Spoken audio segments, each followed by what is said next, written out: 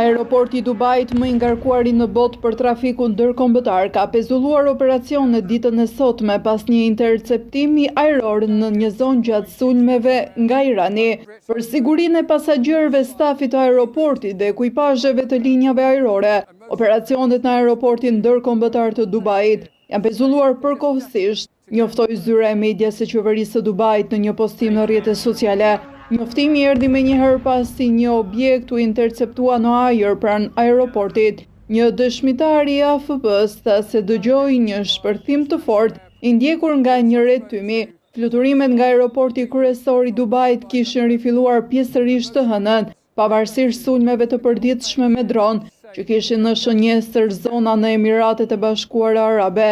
Kompania ajrore Emirates më e madhe në lindjen e mesme njoftoi gjithashtu të shtunën se po pezullonte të gjitha fluturimet drejt dhe nga Dubai deri në një njoftim të dytë. Ju lutemi mos shkoni në aeroport, thuhet në njoftimin e kompanisë. Qeveria e Dubai deklaroi në një postim se kishte pasur një incident të vogël, si rezultati i rënjes së mbetjeve pas një interceptimi, i cili nuk shkaktoi të lënduar. Ministria e Mbrojtjes së Emirateve të Bashkuara Arabe tha se mbrojtja ajrore e vendit po i përgjigjet aktualisht kërcënimeve me raketa dhe dron që vijnë nga Irani.